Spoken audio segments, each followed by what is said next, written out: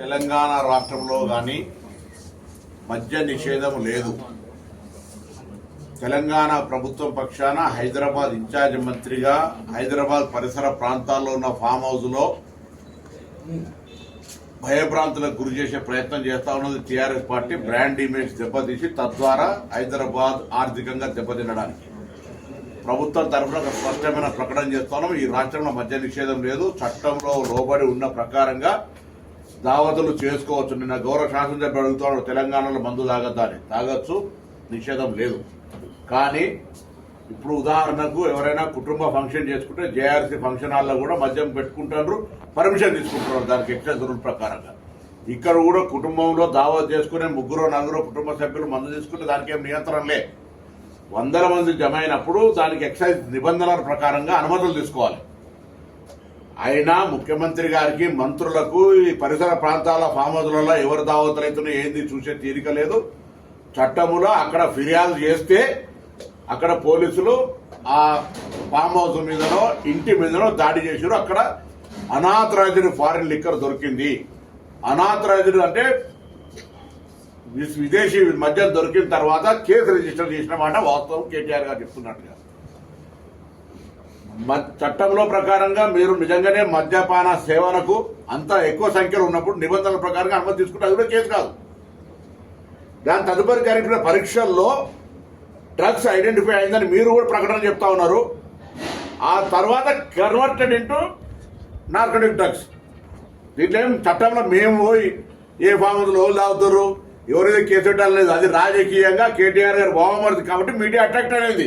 మేమెవరూ స్పందించలే.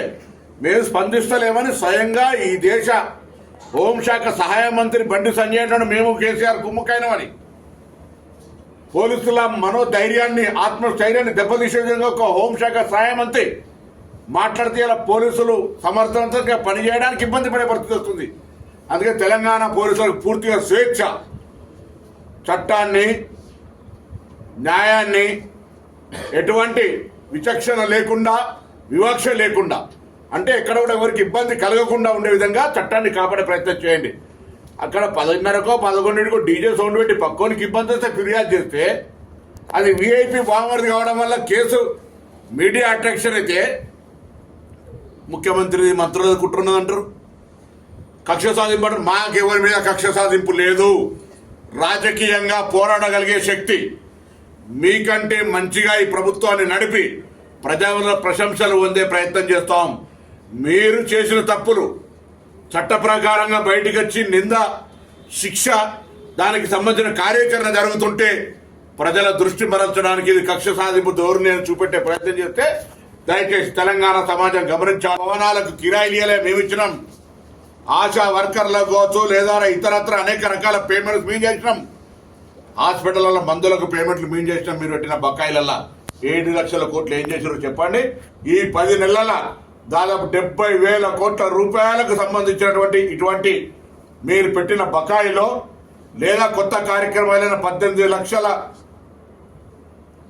రైతాంగానికి సంబంధించినటువంటి రైతు రుణమాఫీ, 200 యూనిట్ల ఉచిత విద్యుతో, ఆర్టీసీ బస్సులో మహిళలకు ప్రయాణమో, ఆరోగ్యశ్రీయో, 500 గ్యాస్ సిలిండరో, ఇటువంటి కార్యక్రమాలు చేస్తూ ఉంటుంటే కూడా మీరు ఎలా ప్రభుత్వాన్ని బదనాం చేసే ప్రయత్నం చేస్తున్నారు. నిన్నటిదాకా మేము ఎవరో మాట్లాడాలనుకోలే ఈ అంశం మీద. కానీ బట్టగాల్సి మీద వారిస్తుంటే ఇట్లా ప్రభుత్వ పెద్దలకు ఉందని చెప్తా ఉంటుంటే మాకు లేదు అని చెప్పడానికి మాత్రమే. మరొకసారి హైదరాబాద్ బ్రాండ్ ఇమేజ్ దెబ్బతీయడానికి, తెలంగాణ రాష్ట్ర ఆదాయాన్ని తగ్గించి తద్వారా ఆర్థిక ఇబ్బందులు పెడితే ప్రజలకు కష్టం కలుగుతుందని తెలిసి కూడా రాజకీయ లబ్ధి కొరకు ఈరోజు ప్రభుత్వాన్ని బదనాం చేసే ప్రయత్నం చేస్తా ఉన్నారు. మాకు అటువంటి ఆలోచన లేదు. అందుకే మళ్ళీ చెప్తా ఉన్నాం ప్రభుత్వం పక్షాన, మీరు పక్కన చుట్టుపక్కల ఫామ్ హౌస్ల కల్చర్కు మేము వ్యతిరేకం కాదు. మారుతున్న సంస్కృతి ప్రకారంగా, సాంప్రదాయాల ప్రకారంగా మీరు దావతులు దీపావళికి ఇచ్చుకో, దసరాకి ఇచ్చుకో, ఏమనిచ్చుకోండి. కానీ నేను చేసిన చట్టం కాదు, ప్రభుత్వంలో ఉన్నటువంటి చట్టాలకు అనుగుణంగా మద్యపాన నిషేధం, మంది ఎక్కువైనప్పుడు అనుమతులు తీసుకోవాలి. మారక ద్రవ్యాలు వినియోగించడానికి వీలు లేదు. యాక్ట్ ఉంది. అశ్లీలత జరిగేటువంటి రేవు పార్టీలకు సంబంధించి నిషేధం ఉంది. ఇవి తప్ప మీరు ఎక్కడైనా చేసుకున్నప్పుడు ఎవరైనా పోలీసులు అతిగా ప్రవర్తిస్తే మేము బాధ్యత వహించడానికి సిద్ధంగా ఉన్నాం. కూడా ఫిర్యాదు చేస్తే ఎక్కడో మీరు కేసుల అనాథరైతులు దొరికితే అది విఐపి బావమరిది అయితే మీడియా అట్రాక్ట్ అయితే గవర్నమెంట్కి సంబంధం ఇలా గవర్నమెంట్ చేసే పనులు చాలా ఉన్నాయి. మేము ఆ పనులలో ఉన్నాం. దీని మీద అట్టేసి పట్టగాల్సి మీద వారితో చెప్పడానికి దయచేసి తెలంగాణ సమాజాన్ని గమనించాలని సందర్భంగా కోరుతాను. మళ్ళీ చెప్తాను, మద్యపాన నిషేధం లేదు. త్రాగడానికి ఎవరు కూడా నేను శాసనసభ్యుడిగా మేము మాకు అలవాటు లేకుండా తాగేటోళ్ళతో కూర్చుంటాం. మాకెందుకు అసహ్యం దాని మీద. ఆ శాసనసభ్యుడికి తెలవకపోతే ఏం చేస్తాం? కానీ దానికి కూడా వాళ్ళ ప్రభుత్వం ఉన్నప్పుడు మేము కొత్తగా మారుతలే. మళ్ళా బార్లు ఉన్నాయి, బ్రాండ్ షాపులు ఉన్నాయి. చట్టంలో దానికి ఒక పద్ధతి ఉంది. నువ్వు ఎక్కడో దావత్ చేసుకుంటే దానికి కూడా పర్మిషన్ ఇవ్వడానికి సిద్ధాంతం ఉన్నది. అవి వినియోగించుకో. నేను నిజంగా కూడా నిన్న ఆయన అంటాడు పొద్దున ఎక్సైజ్ కేసు పెట్టిర్రు, సాయంత్రం డ్రగ్స్ కేసు మార్చిండ్రు. అంటే పొద్దున ఎక్సైజ్ కేసు దొరికినప్పుడు లిక్కర్ దొరికినప్పుడు డ్రగ్స్ కేసు పెట్టేది. నేనా ఎక్సైజ్ దొరికింది ఎక్సైజ్ కేసు పెట్టిండ్రు. దయచేసి తెలంగాణ సమాజం గమనించాలి. మాకు ఏ రాజకీయ పార్టీ, ప్రాంతీయ పార్టీలకు రాజకీయ కక్షలు ఉంటాయి, జాతీయ పార్టీలకు రాజకీయ కక్షలు ఉండవు. మేము ఈరోజు మళ్ళీ చెప్తున్నాం, హైదరాబాద్ పరిసర ప్రాంతాల్లో ఉన్న ఫామ్ హౌస్ యజమానులు కానీ ఇతరులు స్వేచ్ఛగా మీ విందు వినోదాలు చేసుకోండి. అశ్లీలత చోటు చేయకుండా, మారక ద్రవ్యాల ప్రమేయం లేకుండా, మద్యపానానికి సంబంధించి నిషేధం లేదు కాబట్టి దాని ప్రకారం అనుమతులు తీసుకొని మీరు ఎంత పెద్ద విందు చేసుకున్నా ఎవరికి అభ్యంతరం లేదు. ప్రభుత్వం వాటికి ప్రోత్సాహం చేయడానికి కూడా మాకేం ఇష్యూ లేదు.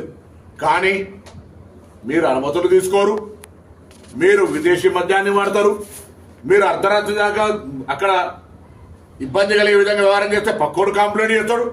ఇది ముఖ్యమంత్రి కక్ష సాధింపు చేస్తున్నాడు, మంత్రులు కక్ష సాధింపు చేస్తున్నాడు. ఇది ఎక్కడ న్యాయమయ్యేది? బట్టగాల్సి మీద వారిస్తాడు. ఇంతకంటే ఇంకేం కావాలి? మీరు చేస్తున్న తప్పులు కప్పిపుచ్చుకోవడానికి మేము రాష్ట్రాన్ని మొత్తం అధోగతి పాలు చేస్తున్నట. తెలంగాణ రాష్ట్రం కాంగ్రెస్ పార్టీ ఇచ్చిన నాడు ఆర్థికంగా పరిపుష్టి కలిగిన విధంగా ఇచ్చినాం. 7 లక్షల కోట్ల అప్పు చేసి ఈ రాష్ట్రంలో అధికారంకి వచ్చే నాటికి చిప్ప చేతికి ఇచ్చిపోయినటువంటి ప్రభుత్వం. అయినా మేము 1వ తారీఖు జీతాలు ఇస్తా ఉన్నాం. మీరు 7 లక్షల కోట్ల అప్పు చేసి 1వ తారీఖు జీతం ఇవ్వలే.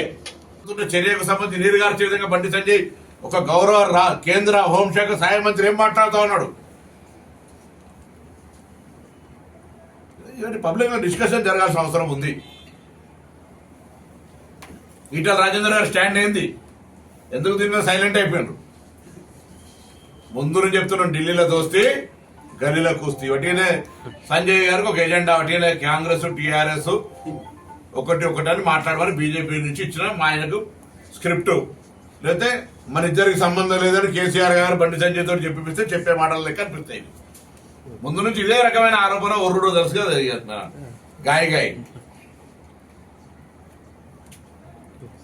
ఎక్సైజ్ కేసు దొరికినప్పుడు లిక్కర్ దొరికినప్పుడు డ్రగ్స్ కేసు పెట్టేది. నేనా ఎక్సైజ్ దొరికింది ఎక్సైజ్ కేసు పెట్టిండ్రు. ఎస్, ఆయన చెప్పినటువంటి ఆర్గ్యుమెంట్ రైటే. సాయంత్రం బ్లడ్ టెస్ట్ చేసినప్పుడు డ్రగ్స్ వచ్చింది, డ్రగ్స్ కేసు కన్వర్ట్ చేసిండ్రు. తప్ప తెలంగాణ ప్రజలారా చెప్పండి అని అడుగుతారు.